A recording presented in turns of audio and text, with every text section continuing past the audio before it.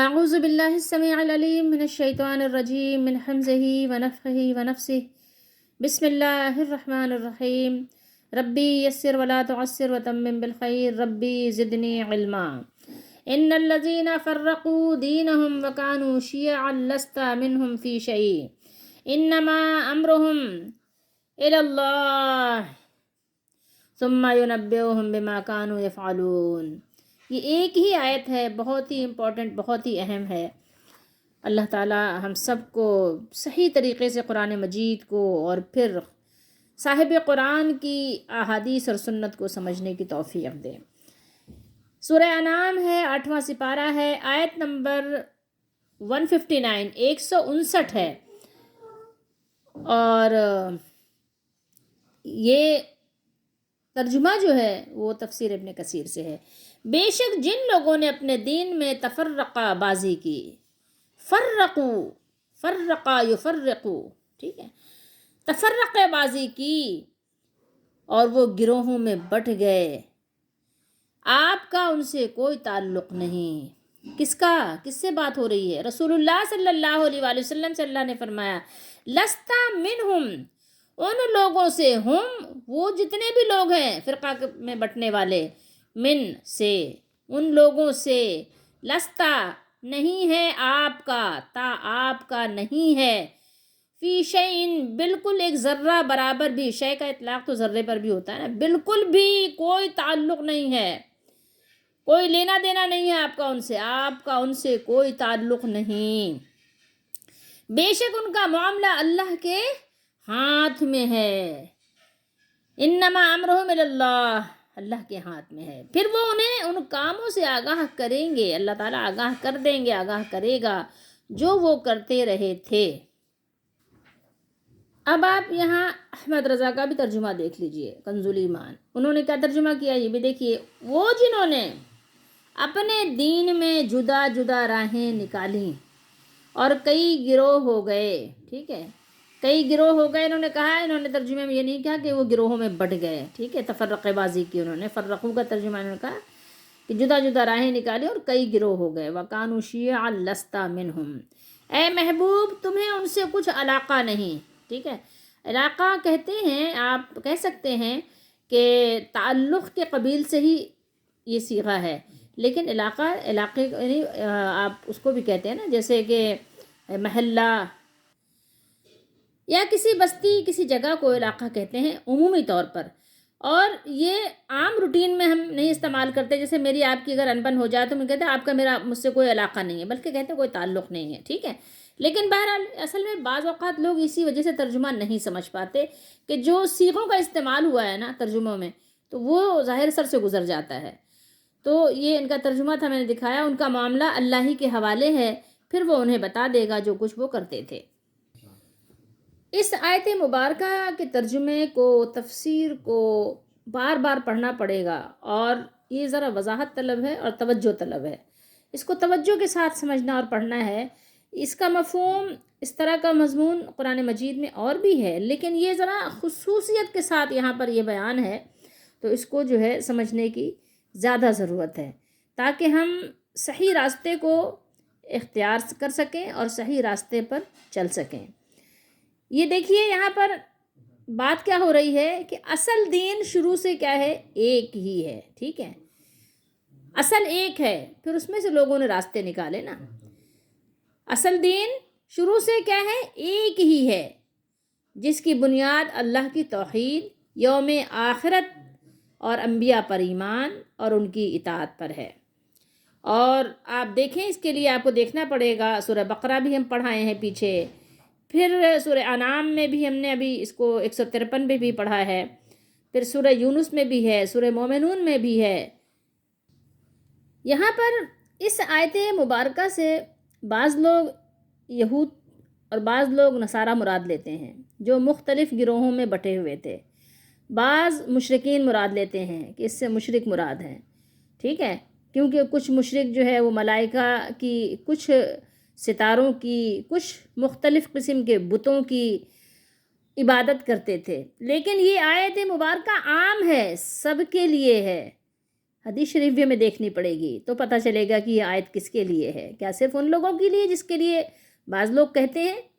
کفار و مشرکین سمیت وہ سب لوگ اس میں داخل ہیں جو اللہ کے دین کو اور رسول اللہ صلی اللہ علیہ وآلہ وسلم کے راستے کو چھوڑ کر دوسرے دین دوسرے طریقے کو اختیار کرتے ہیں اور تفرق و تحزب کا راستہ اپناتے ہیں. شیعہ کس کو کہتے ہیں؟ شیعہ، ٹھیک ہے، اسی سے شیعہ گروہ بھی ہے نا، وہ لوگ بھی خوش ہوتے ہیں کہ ہمارا نام جو ہے نا قرآن میں آیا ہے. تو اس کا معنی ہے فرقے اور گروہ. اور یہ بات ہر اس قوم پر صادق آتی ہے جو دین کے معاملے میں، آپ یہ کہہ سکتے ہیں کہ مجتمعات، یعنی دین تو ایک ہے نا، قرآن ایک ہے، حدیث ایک ہے، رسول اللہ صلی اللہ علیہ وسلم آخری نبی کی حیثیت سے سب کے لیے ایک ہی، ظاہر آپ ہی ہیں نبی. لیکن پھر ان کے مختلف افراد نے اپنے کسی بڑے کی رائے کو اپنے آپ میں سے کسی کو بڑا بنا لیا، کسی کو پیر صاحب بنا لیا، کسی کو مولانا صاحب بنا لیا، کسی کو استاد بنا لیا. مطلب استاد بنانا تو ٹھیک ہے، لیکن پھر کیا ہے کہ اس کی یعنی شخصی طور پر پوجا ہونے لگ گئی. جو اس نے کہہ دیا، جو ہے تو سورۃ توبہ میں ہے نا، کہ اپنے مولویوں کو انہوں نے کیا کیا تھا کہ انہوں نے، اللہ نے فرمایا کہ رب بنا لیا تھا. رب کیا بنا لیا تھا؟ جو بس انہوں نے کہہ دیا آنکھ بند کر کے جی یس اوکے ٹھیک ہے. تو ان کے اپنے کسی کو بڑا بنایا اور اس بڑے کی رائے کو ہی مستند سمجھ لیا کہ بس یہی حرف آخر ہے، اور اپنا راستہ قرآن و سنت سے الگ کر کے بس اسی بڑے کے راستے پہ چل رہے ہیں، چاہے وہ رائے حق ہو یا حق کے خلاف ہو. ٹھیک ہے، ہونا تو یہ چاہیے کہ جو قرآن و سنت کے مطابق ہمیں بتائے تو اس کی بات مان لیں، اور جو قرآن و سنت کے خلاف بتائے اس کی بات کو رد کر دیں، نہ مانیں. لیکن بات یہ ہے کہ نہیں، بس جو ہمارے بڑے نے کہہ دیا ہمارا بڑا غلط کیسے ہو سکتا ہے؟ پیر صاحب نے کہا ہے، پیر صاحب غلطی کیسے کر سکتے ہیں؟ نعوذ باللہ، پیر صاحب کو تو نبی کا درجہ دے دیا کہ پیر صاحب نے جو کہا ہے، پیر صاحب تو بس ان کے پاس وحی آتی، جبریل علیہ السلام آ کے ان کو بتا گئے ہیں، بلکہ یہ تو عرش پر دیکھ لیتے ہیں، یہ تو تحت الثری میں بھی دیکھ لیتے ہیں، یہ تو دور اور نزدیک کی آوازیں بھی سن لیتے ہیں. اس طرح کا درجہ دیا ہوا ہے کہ پیر صاحب نے جو کہہ دیا آنکھ بند کر کے ان کی بات مان لینا ہے. تو اب آپ دیکھ لیجئے کہ یہ قرآن سے الگ ہونا ہے اور سنت سے الگ ہونا ہے. جو لوگ قرآن و سنت سے الگ ہوں گے ان کے نتائج کیا ہوں گے؟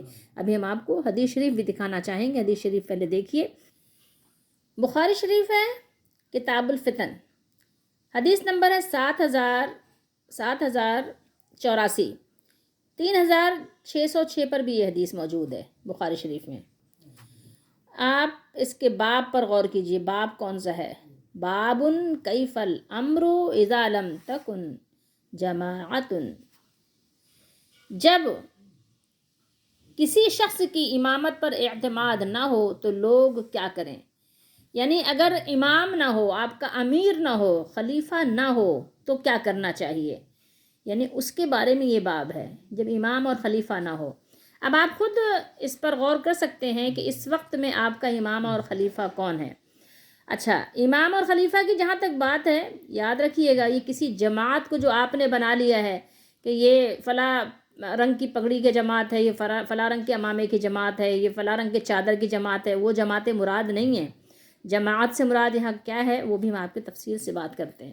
ٹھیک ہے، امام کون؟ یہ جو نہیں ہر محلے کی مسجد میں نماز پڑھا رہے ہیں تو آپ ہر محلے کے والے اپنے محلے کے مسجد کے امام صاحب کو جو ہے اپنا امام بنا لیں صرف. ٹھیک ہے، اب وہ جو بھی بات کہے اسی کے پیچھے چلیں، یہ وہ بات نہیں ہو رہی ہے. یہاں امام کی جو بات ہو رہی ہے وہ ہے امام جو خلیفہ آپ کا ہے. ٹھیک ہے، اس کے ساتھ جو لوگ ہیں جو صحابہ کرام کی جماعت پر، ان کی بات ہو رہی ہے، اس کو ذہن میں رکھیے گا. یہ امام بخاری فرماتے ہیں کہ ہم سے بیان کیا، حدثنا کا لفظ لے کر آئے ہیں. حدثنا کس نے بیان کیا؟ محمد بن مثنیٰ نے. ٹھیک ہے، انہوں نے بیان کیا ہے. اور پھر اس کے جو راوی ہیں، میں ظاہر ڈیٹیل نہیں کروں گی، یہاں آ جائیں تاکہ یہ حذیفہ بن یمان ہیں. ٹھیک ہے، اور دیگر جتنے بھی بیان کرنے والے راوی ہیں سب انہی سے یعنی ایک دوسرے نے سن کر بیان کیا ہے. ٹھیک ہے، امام بخاری سے انہوں نے بیان کیا کہ لوگ رسول اللہ صلی اللہ علیہ وآلہ وسلم سے خیر کے بارے میں پوچھا کرتے تھے، میں شر کے بارے میں، شر یعنی فتنہ. ٹھیک ہے، اس کے بارے میں پوچھتا تھا، اس خوف سے کہیں میری زندگی میں ہی شر نہ پیدا ہو جائے. ٹھیک ہے، اس لیے نہیں کہ سوال کرنا ہے اور جرح بحث کرنا ہے، اس لیے نہیں پوچھتے تھے، اپنے بچاؤ کے لیے شر کا سوال پوچھتے تھے کہ اگر شر آ جائے تو اس وقت اگر میں ہوں، میرے زمانے میں آ جائے، میرے سامنے اگر شر رونما ہو جائے، فتنہ پیدا ہو جائے، دین میں بگاڑ پیدا ہو جائے تو میں کیا کروں، میرے لیے کیا حکم ہے، اس لیے پوچھا کرتے تھے. تو یہ رسول اللہ صلی اللہ علیہ وآلہ وسلم کے اسی فتنے کے بارے میں پوچھتے تھے کہ یا رسول اللہ میرے بارے میں یعنی کیا حکم ہے کہ اگر شر اور فتنہ میرے زمانے میں آ جائے. تو یعنی میں شر کے بارے میں پوچھتا تھا اس خوف سے کہ کہیں میری زندگی میں ہی شر نہ پیدا ہو جائے. میں نے پوچھا یا رسول اللہ صلی اللہ علیہ وسلم، ہم جاہلیت اور شر کے دور میں تھے، پھر اللہ تعالیٰ نے ہمیں خیر سے نوازا، تو کیا اس خیر کے بعد پھر شر کا زمانہ ہوگا؟ آپ صلی اللہ علیہ وسلم نے فرمایا ہاں. میں نے پوچھا کیا اس شر کے بعد پھر خیر کا زمانہ آئے گا؟ آپ صلی اللہ علیہ وآلہ وسلم نے فرمایا ہاں، لیکن اس خیر میں کمزوری ہوگی. میں نے پوچھا کہ کمزوری کیا ہوگی؟ فرمایا کچھ لوگ ہوں گے جو میرے طریقے کے خلاف چلیں گے، ان کی بعض باتیں اچھی ہوں گی، یعنی بدعتیں نکال لیں گے، کچھ کام ان کے اچھے بھی ہوں گے، بدعتیں نکال لیں گے، بعض باتیں اچھی ہوں گی لیکن بعض میں تم برائی دیکھو گے. میں نے پوچھا کیا پھر دور خیر کے بعد دور شر آئے گا؟ فرمایا ہاں، جہنم کی طرف بلانے والے دوزخ کے دروازوں پر کھڑے ہوں گے. یہ کس کی بات ہو رہی ہے؟ کافر و مشرکوں کی بات نہیں ہو رہی ہے، یہ مسلمان نما ہوں گے. آگے دیکھیے تفصیل، جو عربی متن ہے اس کے الفاظ دیکھ لیجئے کیا ہے، دعات علی ابواب جہنم. آپ دیکھ رہے ہیں، بلانے والے ہوں گے، بلا رہے ہوں گے جہنم کے دروازے پہ کھڑے ہو کے. کس کو بلا رہے ہو؟ من اجابہم، جو ان کی بات مان لے گا، جو ان کی اجابت کو قبول کر لے گا، وہ اس میں انہیں جھٹک دیں گے، جہنم میں جھونک دیں گے، ڈال دیں گے. میں نے کہا یا رسول اللہ صلی اللہ علیہ وسلم ان کی کچھ صفت بیان کیجئے. فرمایا وہ ہمارے ہی جیسے ہوں گے، مسلمانوں کی جماعت میں سے ہوں گے، مسلمانوں جیسا وہ کام کرنے والے ہوں گے. فرمایا ہمارے ہی جیسے ہوں گے اور ہماری ہی زبان عربی بولیں گے. ٹھیک ہے، قرآن و حدیث کی بات کریں گے، دین اسلام کی بات کریں گے. میں نے پوچھا پھر اگر میں نے وہ زمانہ پایا تو آپ مجھے ان کے بارے میں کیا حکم دیتے ہیں؟ فرمایا مسلمانوں کی جماعت اور ان کے امام کے ساتھ رہنا. کس کے ساتھ بات ہو رہی ہے؟ مسجد کے امام کی بات نہیں ہو رہی ہے، یہ بات آپ ذرا سمجھیے گا. مسلمانوں کی جماعت اور ان کے امام کے ساتھ رہنا. میں نے کہا کہ اگر مسلمانوں کی جماعت نہ ہو اور نہ ان کا کوئی امام ہو، فرمایا پھر ان تمام لوگوں سے الگ ہو کر کیا کرنا؟ تمام لوگوں سے الگ ہو کر. عربی متن دیکھ لیجئے، فاعتزل، سب سے الگ ہو جانا. ٹھیک ہے، سب سے علیحدگی اختیار کر لینا. تلک الفرق کلھا ولو ان تعدى باصل شجرۃ حتى يدركك الموت. ٹھیک ہے، وانت علی ذلک. سمجھ رہے ہیں؟ اصل کیا کہتے ہیں؟ جڑ کو کہتے ہیں. شجر کس کو کہتے ہیں؟ درخت کو کہتے ہیں. درخت کی جڑ تم کو چاہے چبانا پڑے. ہر فرقے سے کیا ہونا؟ ہر کلھا، کیا فرمایا؟ فرقہ کلھا، ہر فرقے سے الگ ہو جانا، ہر فرقے سے الگ ہو جانا. اور کیا کرنا؟ چاہے تم کو درخت کی جڑ چبانی پڑے، یعنی بالکل تنہا ہو جاؤ، کوئی ساتھی نہ ہو، کچھ کھانے کو نہ ہو، کوئی کھانا دینے والا نہ ہو، کھانے پینے کی کوئی چیز نہ ملے، سب تم کو نکال دے بستی سے، تم جو بھی صورت بنے، لیکن تم کو کسی کے ساتھ نہیں رہنا. کیا کرنا ہے؟ صبر کرنا ہے، چاہے تمہیں درخت کی جڑ چبا چبا کے اپنی زندگی کے دن گزارنے پڑیں، یہاں تک کہ تم کو موت آ جائے، لیکن تم اسی حال پر رہنا.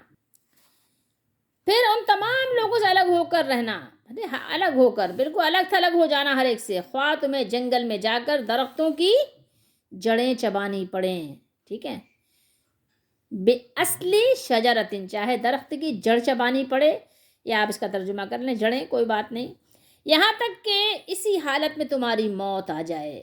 یہاں تک کہ اسی حالت میں تمہاری موت آ جائے. تمہیں ہر ایک سے الگ ہو جانا ہے. جب مسلمانوں کی جماعت نہ ہو اور ان کا امام نہ ہو، ان کا خلیفہ نہ ہو، ان کا امیر نہ ہو، تو آپ نے ہر ایک سے الگ ہو جانا ہے، کیونکہ ہر ایک کدھر بلا رہا ہے؟ جہنم کے دروازے پہ کھڑے ہو کر بلا رہا ہے۔ سب اپنے اپنے فرقے کی بات کر رہے ہیں، اپنے اپنے فرقے کو ڈیفینڈ کر رہے ہیں، قرآن و سنت کی طرف لوگ نہیں بلا رہے ہیں۔ بے شمار احادیث مبارکہ اس کے متعلق ہیں، لیکن بہرحال سب کو یہاں کور کرنے کا وقت نہیں ہے۔ دوسری حدیث دیکھ لیجئے 3606 پر ہے، یہ کتاب المناقب ہے، بخاری شریف ہی ہے، اور راوی بھی حضرت حذیفہ بن یمان ہی ہیں۔ یہاں پر الفاظ یہ ہیں کہ جب یعنی خیر کا زمانہ آئے گا تو آپ صلی اللہ علیہ وسلم نے فرمایا کہ اس میں کچھ دھواں ہوگا، اس خیر پر کچھ دھواں ہوگا، اور کہیں پر ہے دھبا ہوگا، ٹھیک ہے۔ تو میں نے عرض کیا، میں نے اور بہت ساری چیزیں چھوڑ دی کیونکہ میں نے پہلے پڑھ لیا ہے، کہ میری سنت اور طریقے کے علاوہ دوسرے طریقے اختیار کریں گے، ٹھیک ہے۔ آپ صلی اللہ علیہ وسلم نے فرمایا، یہاں پر فرمایا کہ کچھ دھواں ہوگا، تو حذیفہ بن یمان رضی اللہ عنہ فرماتے ہیں کہ میں نے پوچھا کہ وہ دھواں کیا ہوگا؟ آپ نے جواب دیا کہ ایسے لوگ پیدا ہوں گے جو میری سنت اور طریقے کے علاوہ دوسرے طریقے اختیار کریں گے، ان میں کوئی بات اچھی ہوگی، کوئی بری، ٹھیک ہے، یعنی کچھ اچھے کام بھی ہوں گے، اور آپ دیکھ لیں برے سے برے لوگوں میں بھی کچھ باتیں اچھی ہوتی ہیں، ٹھیک ہے۔ تو بس یہ وہی بات ہے کہ کچھ چیزیں ان میں اچھی ہوں گی، کچھ بری ہوں گی۔ میں نے سوال کیا کیا اس خیر کے بعد شر کا کوئی زمانہ آئے گا؟ آپ صلی اللہ علیہ وسلم نے فرمایا ہاں، جہنم کے دروازوں کی طرف بلانے والے پیدا ہوں گے، جو ان کی بات کو قبول کرے گا اسے وہ جہنم میں جھونک دیں گے۔ میں نے عرض کیا یا رسول اللہ صلی اللہ علیہ وسلم، ان کے اوصاف یعنی باتیں، صفت بھی بیان فرما دیجئے۔ آپ صلی اللہ علیہ وسلم نے فرمایا وہ لوگ ہماری ہی قوم و مذہب کے ہوں گے۔ ہماری ہی قوم و مذہب کا کیا مطلب ہے؟ مسلمان ہوں گے۔ وہ لوگ کون ہوں گے؟ مسلمان ہوں گے۔ یہ عرب کے ہوں یا عجم کے، اس کی کوئی تخصیص نہیں ہے کہ آپ کہیں کہ عربی بولنے سے وہ عرب کے ہی ہوں گے، ایسا نہیں ہے، بلکہ حدیث شریف میں صاف لفظوں میں موجود ہے کہ وہ کفر کہاں ہوگا؟ مشرق میں ہوگا، مشرق میں۔ آپ نے خصوصیت ساتھ آپ نے یہ فرمایا، ٹھیک ہے۔ بہرحال اب یہاں دیکھیں بخاری ہی میں یہ حدیث ہے، تو فرمایا کہ جہنم میں جھونک دیں گے۔ میں نے عرض کیا یا رسول اللہ صلی اللہ علیہ وسلم، ان کے اوصاف بھی بیان فرما دیجئے۔ آپ صلی اللہ علیہ وسلم نے فرمایا وہ لوگ ہماری ہی قوم و مذہب کے ہوں گے، ہماری ہی زبان بولیں گے۔ میں نے عرض کیا پھر اگر میں ان لوگوں کا زمانہ پاؤں تو میرے لیے آپ کا حکم کیا ہے؟ تو آپ صلی اللہ علیہ وآلہ وسلم نے فرمایا مسلمانوں کی جماعت اور ان کے امام کے تابع رہنا، ٹھیک ہے، پابند، تابع یعنی ان کے پیچھے چلنا، ان کا حکم ماننا، کیونکہ وہ قرآن و سنت کے مطابق حکم دیں گے تو ان کا حکم ماننا۔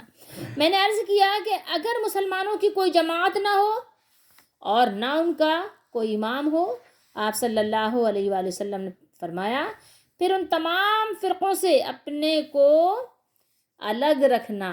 کہاں رکھنا؟ الگ رکھنا، اگرچہ تجھے اس کے لیے کسی درخت کی جڑ چبانی پڑے، یہاں تک کہ تیری یعنی تمہاری موت آ جائے اور تو اسی حالت پر ہو، تو یہ تیرے حق میں ان کی صحبت میں رہنے سے بہتر ہوگا۔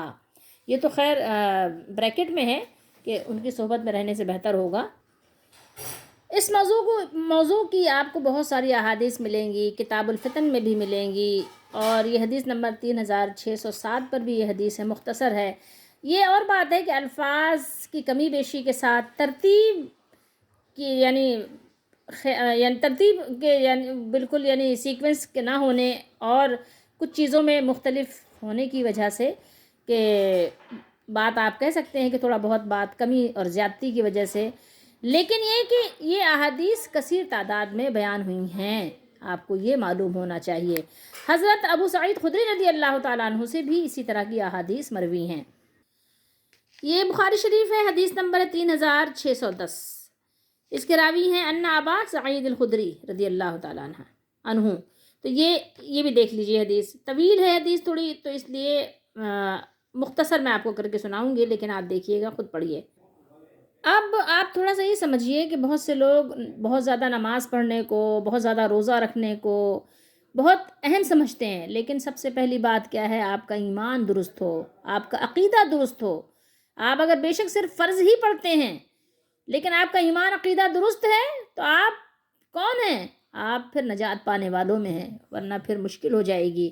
یہاں دیکھیے اس حدیث کو جو میں نے آپ کو بھی دکھائی، نمبر دکھا دیا، آپ سنیے۔ رسول اللہ صلی اللہ علیہ وآلہ وسلم نے فرمایا تم اپنے نماز کو ان کے نماز کے مقابلے میں حقیر سمجھو گے، بریکٹ کو چھوڑ دیجئے، اور تم اپنے روزوں کو ان کے روزوں کے مقابلے میں ناچیز سمجھو گے، یعنی روزے بھی بہت رکھیں گے، نمازیں بھی بہت پڑھیں گے۔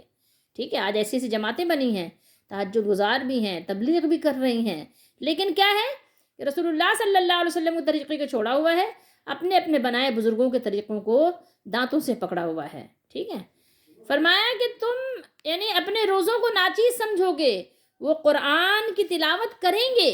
قرآن کی تلاوت کون کرتا ہے؟ کافر کرتا ہے کیا؟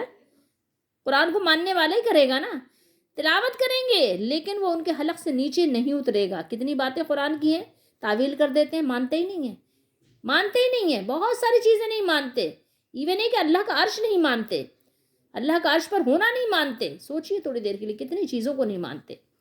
رسول اللہ صلی اللہ تعالیٰ علیہ وآلہ وسلم کے بارے میں جو کچھ اللہ نے فرمایا، بہت ساری چیزیں مانتے نہیں ہیں۔ رسول اللہ صلی اللہ علیہ وسلم کو اگر کوئی کہتے کہ انتقال قرآن میں ہے موت کا لفظ، حدیث میں ہے موت کا لفظ، مانتے ہی نہیں ہیں، کہتے نہیں مانیں گے، تمہارے مر گئے، کہتے ہیں ہمارے تو زندہ ہیں، مانتے ہی نہیں، کہتے ہیں۔ تو اللہ کے نبی نے فرمایا کہ تلاوت کریں گے لیکن وہ ان کے حلق کے نیچے سے نہیں اترے گا۔ یہ کافروں کی بات نہیں ہو رہی ہے، جس کی بات ہو رہی ہے سنیے، قرآن کون پڑھے گا؟ نماز پڑھیں گے تم سے زیادہ، تم سے زیادہ نماز پڑھیں گے، تم سے زیادہ روزے رکھیں گے، تم سے زیادہ قرآن پڑھیں گے، لیکن قرآن ان کے حلق سے نیچے نہیں اترے گا۔ یہ لوگ دین سے اس طرح نکل جائیں گے جیسے زوردار تیر، یعنی ایک تیزی کے ساتھ جیسے تیر آتا ہے نا، جانور سے پار ہو جاتا ہے، تو پھر ظاہر ہے جب تیزی کے ساتھ پار ہوتا ہے تو اس میں خون نہیں لگا ہوا نظر آتا، صرف نشان ہوتا ہے خون کا دھبا سا۔ ٹھیک ہے، اس تیر کے پھل کو اگر دیکھا جائے تو اس میں کوئی چیز یعنی خون وغیرہ نظر نہ آئے گی۔ ٹھیک ہے، پھر اس کے پٹھے کو اگر دیکھا جائے تو چھڑ میں اس کے پھل کے داخل ہونے کی جگہ سے اوپر جو لگایا جاتا ہے تو وہاں بھی کچھ نہ ملے گا، یعنی کوئی نشان، نام و نشان نہیں ہوگا۔ ٹھیک ہے، حالانکہ گندگی اور خون سے وہ تیر گزرا ہے، ان کی علامت ایک کالا شخص ہوگا۔ یہ لوگ کیا کریں گے؟ مسلمانوں کے بہترین گروہ سے بغاوت کریں گے۔ حضرت ابو سعید خدری رضی اللہ تعالیٰ عنہ نے کہا کہ میں گواہی دیتا ہوں کہ میں نے یہ حدیث رسول اللہ صلی اللہ علیہ وسلم سے سنی تھی، اور میں گواہی دیتا ہوں کہ حضرت علی بن ابی طالب رضی اللہ تعالیٰ عنہ نے ان سے جنگ کی تھی۔ یہاں پر بریکٹ میں خوارج کی بات ہو رہی ہے، تو خوارج سے جنگ ہوئی تھی، یہ بات بھی بالکل ٹھیک ہے، لیکن آج کے دور میں جتنے فتنے ہیں اور جتنے جہنم کی طرف بلانے والے لوگ ہیں اس پر بھی ذرا آپ تھوڑی دیر کے لیے غور کیجیے گا کہ قرآن و حدیث میں بہت ساری باتیں ایسی ہوتی ہیں جو ایک مخصوص طبقے کے لیے ہوتی ہیں کبھی، لیکن وہ عام ہوتی ہیں، یعنی ان کی یعنی شان نزول آپ کہیں یا ان کی محل اور موقع، یعنی موقع محل کے لحاظ سے بات کسی خاص کے لیے ہو لیکن ایک حکم عام ہوتا ہے۔ ٹھیک ہے، یہاں پر آپ دیکھیے، پھر حدیث نمبر آپ دیکھیے 3611 پر بھی اس کے راوی تو خود حضرت علی رضی اللہ تعالیٰ عنہ ہی ہیں۔ فرمایا کہ جب تم سے کوئی بات رسول اللہ صلی اللہ علیہ وآلہ وسلم کے حوالے سے میں بیان کروں تو یہ سمجھو کہ میرے لیے آسمان گر جانا اس سے بہتر ہے کہ میں آپ صلی اللہ علیہ وسلم پر کوئی جھوٹ باندھوں، یعنی جو بات کہہ رہا ہوں وہ سچی بات ہے، جھوٹ نہیں ہے۔ البتہ جب میں اپنی طرف سے کوئی بات تم سے کہوں تو مطلب وہ اور بات ہے کہ ظاہر ہے لڑائی تو جیسے تدبیر وغیرہ کا فریب ہی کا نام ہے، یہ بات یہاں پر ہو گئی، لیکن اب بیان کیا کر رہے ہیں؟ یہ بیان کر رہے ہیں حضرت علی رضی اللہ تعالیٰ عنہ فرما رہے ہیں کہ دیکھو میں نے رسول اللہ صلی اللہ علیہ وآلہ وسلم سے سنا، آپ فرماتے تھے کہ آخر زمانے میں کچھ لوگ ایسے پیدا ہوں گے، یہ آخری زمانے کی بھی بات ہو رہی ہے، آپ اس پہ بھی غور کیجئے گا۔ ٹھیک ہے، حدیث شریف کو سمجھنے کے لیے پھر آپ کو حدیث شریف کی طرف رجوع کرنا پڑتا ہے، صحابہ کے زمانے کو بھی دیکھنا پڑتا ہے، صحابہ کرام کے فہم کو بھی دیکھنا پڑتا ہے کہ فتنوں سے ڈرنا۔ آج کے دور میں کتنے فتنے ہیں، کتنے طرح کے فتنے ہیں، شر ہیں، اپنے آپ کو آپ نے بچانا ہے، لوگوں سے بچانا ہے، لوگوں کی جھرمٹ سے بچانا ہے، لوگوں کی بھیڑ بھاڑ سے بچانا ہے۔ آپ کیا سمجھتے ہیں کہ اتنی بھیڑ بھاڑ جو ہے لوگوں کی یہ سب یہ کیا قرآن و سنت پہ چلنے والے ہیں؟ اللہ تعالی ہم سب کو سمجھنے کی توفیق دے. زیادہ باتیں کرنا مناسب نہیں ہے. بہرحال آپ صلی اللہ علیہ وسلم نے فرمایا چھوٹے دانتوں والے یعنی پیدا ہوں گے آخر زمانے میں، کم عقل اور بے وقوف ہوں گے. باتیں وہ کہیں گے جو دنیا کی بہترین بات ہوگی. دنیا کی بہترین بات قرآن و سنت کی بات، دین اسلام کی بات، رسول اللہ صلی اللہ علیہ وسلم اور صحابہ کرام کی بات. لیکن اسلام سے اس طرح صاف نکل چکے ہوں گے جیسے تیر جانور کے پار نکل جاتا ہے. ان کا ایمان ان کے حلق سے نیچے نہیں اترے گا. یہ کس کی بات ہو رہی ہے؟ اب اس کو بھی کیا آپ صرف خوارج کے لیے خاص کر دیں گے؟ یہ خوارج کی صرف انہی کے لیے جو حضرت علی رضی اللہ عنہ زمانے میں تھے، صرف ان کے لیے آپ اس کو خاص کریں گے؟ کیا فرمایا اللہ کے نبی نے؟ ان کا ایمان ان کے حلق کے نیچے سے نہیں اترے گا، تم انہیں جہاں بھی پاؤ. بہرحال اس کو چھوڑ دیجئے آپ. تو اب آپ بتائیں کہ یہ کیا بات ہو رہی ہے، کس کے لیے ہو رہی ہے؟ مجھے اور آپ کو سمجھنا ہے. یہ مسلم شریف ہے اور حدیث نمبر ہے 4784. اس میں بھی وہی الفاظ ہیں جو ہم نے بخاری میں پڑھا تھا. بخاری میں 2 حدیثیں ہم نے پڑھی تھیں. ایک ہم نے پڑھی تھی 7084 پر، ایک پڑھی تھی 3606 پر. تو وہی حدیث یہاں پر بھی ہے. آپ صلی اللہ علیہ وسلم نے فرمایا کہ بلائیں گے کہاں پر؟ جہنم کے دروازے پہ کھڑے ہو کر. جو ان کی بات کو قبول کر لے گا اس کو جہنم میں جھونک دیں گے. اور یہاں بھی رسول اللہ صلی اللہ علیہ وآلہ وسلم نے فرمایا کہ مسلمانوں کی جماعت کے ساتھ رہے اور ان کے امام کے ساتھ. کہا اگر جماعت اور امام نہ ہوں، آپ صلی اللہ علیہ وسلم نے فرمایا تو سب فرقوں کو چھوڑ دے اور اگرچہ ایک درخت کی جڑ دانت سے چباتا رہے مرتے دم تک. ٹھیک ہے؟ کیا فرمایا آپ سن لیجئے، آپ خود ہی دیکھ لیجئے کہ اگر جو ہے امام نہ ہو اور جماعت امام کے ساتھ، خلیفہ کے ساتھ جو چھوٹی سی جماعت ہوتی ہے یا بڑی جماعت ہوتی ہے، تو بہرحال اگر وہ نہ ہو تو کیا کریں آپ؟ اب اگر امام مہدی کا زمانہ کسی کو مل جائے تو ان کے ساتھ آپ چمٹ جائیے. ٹھیک ہے؟ ان کی جماعت جتنی بڑی بھی ہو، چھوٹی ہو بڑی ہو، اس کے ساتھ چمٹ جائیے. لیکن اگر اس وقت آپ کو کوئی نظر آ رہا ہے ایسا، تو آپ خود سمجھدار ہیں، فیصلہ کر لیں.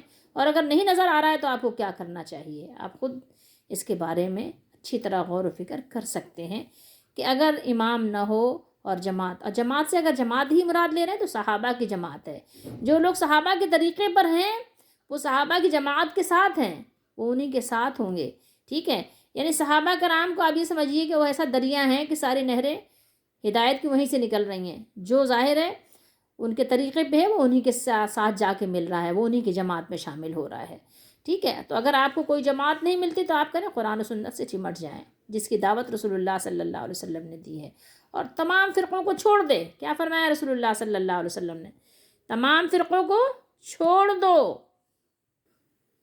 یہ ترمذی شریف کی حدیث شریف ہے. حدیث نمبر ہے 2641. آپ اس کو بھی دیکھ سکتے ہیں. اس میں بھی رسول اللہ صلی اللہ علیہ وسلم نے اپنے صحابہ رضی اللہ تعالیٰ عنہم کے طریقے پہ چلنے کی تعلیم دی ہے. کیا فرمایا آپ صلی اللہ علیہ وسلم نے؟ فرمایا کہ ما انا علیہ واصحابی. یہ ابو عیسیٰ جو ہے امام ترمذی کی کنیت ہے. یہ فرماتے ہیں کہ ھذا حدیث حسن غریب. یہ غریب کا مطلب یہ نہیں ہوتا کہ یہ حدیث میں کوئی یعنی نقص ہے، بلکہ غریب کا مطلب یہ ہوتا ہے ایک ہی راوی ہیں اس کو بیان کرنے والے. یہ آپ سمجھ لیجئے. ٹھیک ہے؟ صرف حضرت ابو ہریرہ رضی اللہ تعالیٰ عنہ نے بیان کیا. یعنی ایک زمانے میں ایسا ہوا ہے یا کئی زمانوں میں ایسا ہوا ہے کہ ایک ہی راوی تھے بیان کرنے والے، اس لیے یہ بات ہوئی ہے. اور اسی طرح کی حدیث ابو داؤد شریف میں بھی ہے. ابو داؤد شریف میں ہے کہ حضرت معاویہ بن ابی سفیان اس کے راوی ہیں. انہوں نے بیان کیا کہ رسول اللہ صلی اللہ علیہ وآلہ وسلم ہم میں کھڑے ہوئے اور فرمایا یاد رکھو تم سے پہلے اہل کتاب 72 ملتوں میں فرقہ فرقہ ہو گئے اور یہ ملت 73 ملتوں میں فرقہ فرقہ ہو جائے گی. 72 آگ میں ہوں گے اور ایک جنت میں، اور وہ کیا ہے؟ وہ جماعہ ہے. صحابہ میں سے لوگوں نے پوچھا یا رسول اللہ صلی اللہ تعالیٰ علیہ وآلہ وسلم وہ کون ہیں؟ آپ صلی اللہ علیہ وآلہ وسلم نے فرمایا ما انا علیہ واصحابی، جس پر میں اور میرے اصحاب ہیں.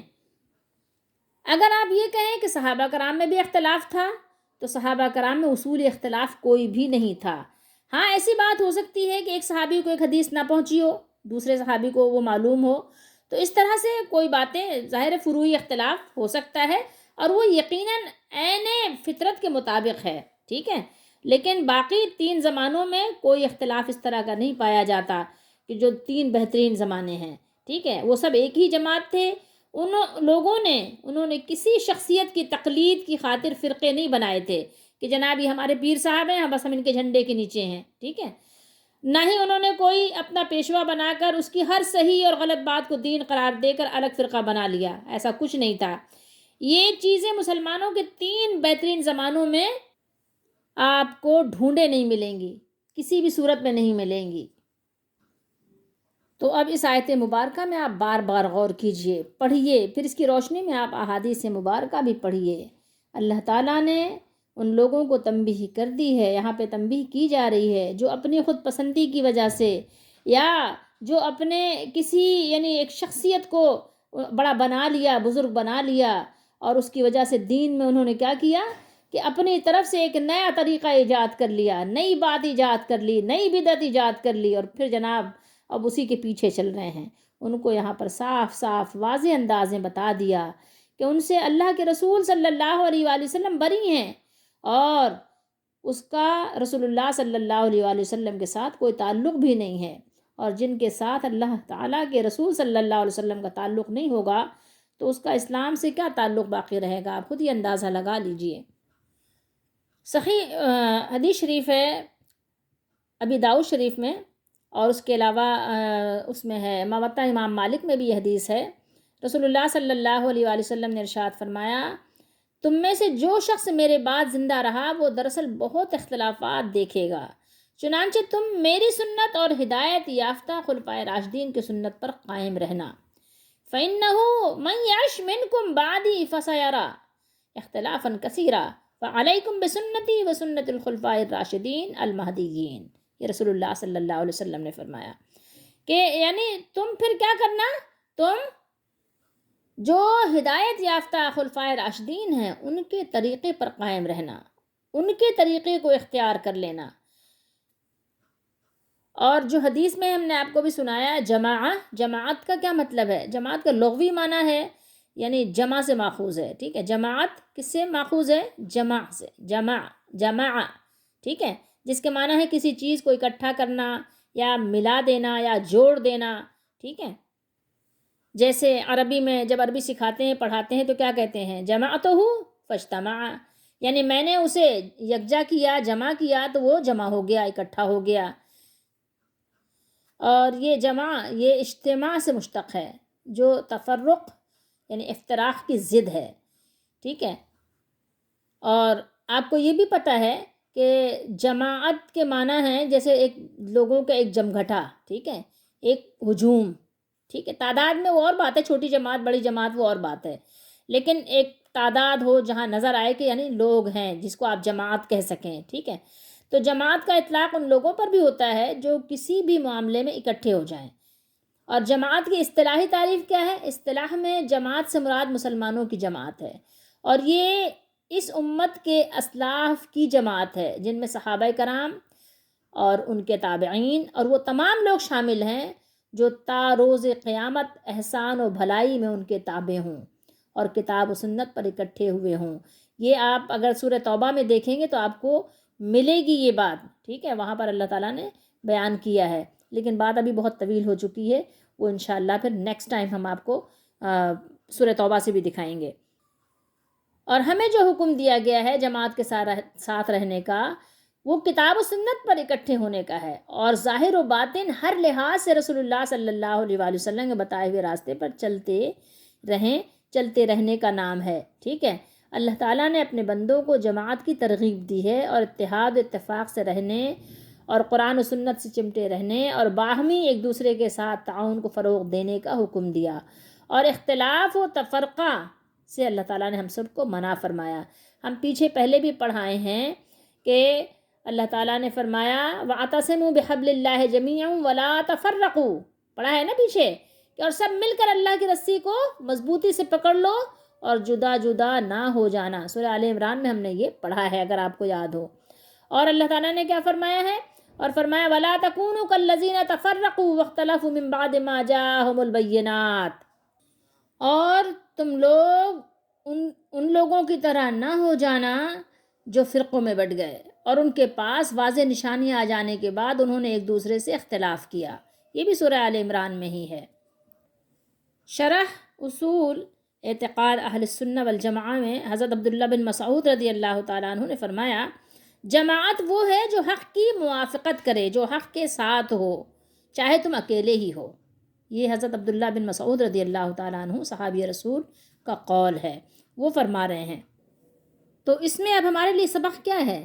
جب ہم فتنوں کے زمانے میں ہیں، ہر طرف فتنے ہی فتنے ہیں، جدھر بھی جائیں مختلف طریقے کے فتنے ہیں، کہیں اعمال کے فتنے ہیں، کہیں ایمان کے فتنے ہیں، کہیں اعتقاد کے فتنے ہیں، ہر طرف فتنے ہیں، ہر طرف بگاڑ ہی بگاڑ ہے۔ ہمارے لیے کیا حکم ہے؟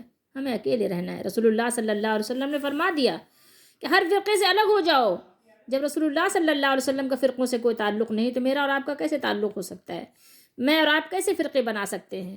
اور میں نے آپ کو عبداللہ بن مسعود رضی اللہ تعالیٰ عنہ کا قول بھی سنا دیا کہ حضرت عبداللہ بن مسعود رضی اللہ تعالیٰ عنہ فرماتے ہیں کہ جماعت وہ ہے جو حق کی موافقت کرے، چاہے تم اکیلے ہی ہو، چاہے تم اکیلے ہی ہو، چاہے تم اکیلے ہی ہو۔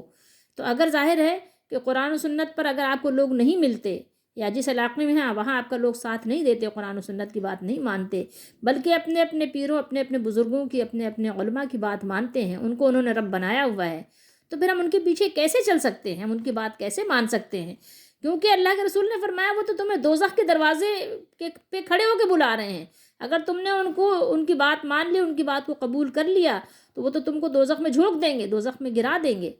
تو ہم کیسے مان سکتے ہیں رسول اللہ صلی اللہ علیہ وسلم کی واضح حدیث کے سامنے؟ ہم کیسے مان سکتے ہیں کہ ایسے لوگ پیدا ہوں گے؟ ایسے لوگ اور پیدا ہو چکے ہمارے زمانے میں، تو ہر طرف ہمیں دھوم دھام نظر آتی ہے ایسے لوگوں کی۔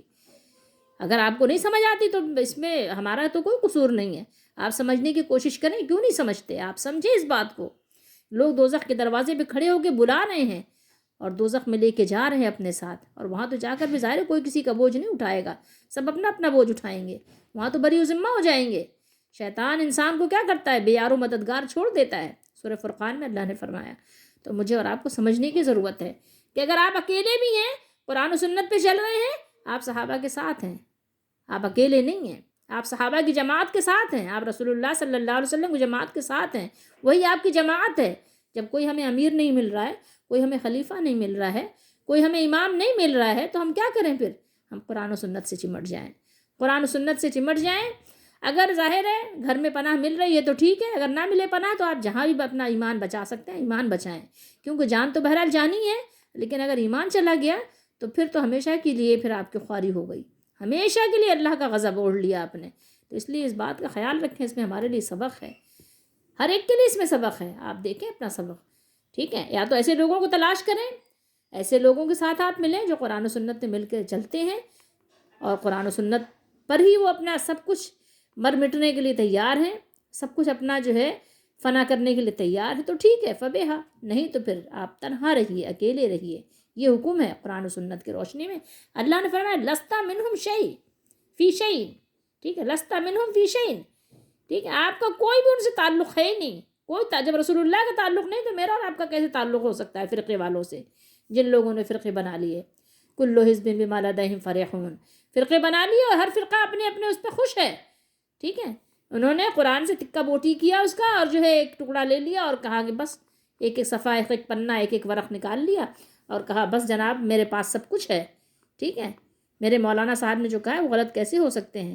میرے بابا ایسا کرتے آئے ہیں تیجا 40واں، تو وہ غلط کیسے ہو سکتے ہیں؟ نہیں، جب غلط اس لیے ہے کہ صحابہ نے نہیں کیا تو غلط ہے، وہ ہر صورت میں غلط ہے، اس کی آپ کوئی تعویل نہیں کر سکتے، کوئی بھی اس کے لیے راستہ، قیاسی راستہ نہیں نکال سکتے آپ۔ کیا خوب شعر کہا ہے نا کہ اڑائے کچھ ورق لالے نے، کچھ نرگس نے، کچھ گل نے، چمن میں ہر طرف بکھری ہوئی ہیں داستاں میری، ہر طرف جو ہے داستان ہے، لیکن قرآن و سنت پر اجتماع جو ہے وہ چند لوگ ہی ہوں گے، لیکن ہیں، یہ بات نہیں کہ نہیں ہیں، ایسا نہیں ہے، یہ دین کا اعزاز ہے، یہ قرآن و سنت کا، رسول اللہ صلی اللہ تعالیٰ علیہ وآلہ وسلم کا معجزہ ہے کہ آج بھی ایسے لوگ موجود ہیں جو قرآن و سنت سے چمٹے ہوئے ہیں۔ بے شک تھوڑے ہیں، کیا کوئی فرق نہیں پڑتا، ابراہیم علیہ السلام بھی اکیلے تھے، اور بہت سے انبیاء क़यामत के दिन अकेले आएंगे, कोई भी उनके साथ नहीं होगा, एक उम्मती भी नहीं होगा। बहुत से ऐसे आएंगे जिनका एक ही उम्मती होगा, लेकिन वही पूरी जमात होंगे। तो अब आप किसको क्या कहेंगे? तो थोड़े हक वाले तो थोड़े ही होते हैं, हर ज़माने में थोड़े रहे हैं, हर ज़माने में थोड़े रहे हैं। कसीर तादाद कब हुई है? वो भी कितनी हुई है? 1.25 लाख सहाबा ही थे। तो अब आप खुद सोच लीजिए। और यही नहीं, मैं आपको बुखारी शरीफ के हदीस शरीफ दिखाऊं, और भी मुहद्दिसीन ने नकल फरमाया है। हदीस नंबर 3456 है। देखिए क्या फरमाया रसूलुल्लाह सल्लल्लाहु अलैहि वसल्लम ने, लतत्तबिउन्ना सनाना मन क़ब्लकुम शिब्रन बिशिब्रिन व ज़िराअन बिज़िराअन। अब आप देख लीजिए, हदीस आपके सामने है, आप ज़रा गौर कीजिए। ये लाम शुरू में है, ये भी ताकीद के लिए है, आखिर में नून मुशद्दद सकीला है, ये भी ताकीद है, ताकीद बराए ताकीद है कि यानी लाजमी तौर पर ज़रूर ज़रूर तुम उन लोगों के तरीक़ों की ज़रूर पैरवी करोगे जो तुमसे पहले हो गुज़रे हैं। बालिश्त बालिश्त भी क्या फरमाया? शिब्रम बेशिब्रिम, बालिश्त बालिश्त, जैसे हाथ से आप बालिश्त नापते हैं, एक बालिश्त, दो बालिश्त, और कदम ब कदम, ठीक है, ज़िराअन बिज़िराअन, कदम ब कदम आप उनकी पैरवी करेंगे। सोचिए, ये बुखारी शरीफ की हदीस शरीफ मैं आपको सुना रही हूँ, आप चाहें तो देख लें। ये इसके रावी भी हज़रत अबू सईद खुदरी हैं रज़ियल्लाहु ताला अन्हु। क्या फरमाते हैं? फरमाया कि तुम लोग पहली उम्मतों के तरीक़ों की कदम ब कदम पैरवी करोगे, ज़रूर ज़रूर, यहाँ तक कि अगर वो लोग किसी साहिना के सुराख में दाखिल हुए होंगे तो तुम भी उसमें दाखिल होगे, यानी बिल्कुल नक्श कदम पे उनके चलोगे। उन्होंने भी फ़िरक़े बनाए थे, तुम भी फ़िरक़े बनाओगे। तो अब आप क्या कहेंगे? इस ख़वारिज के लिए है सिर्फ?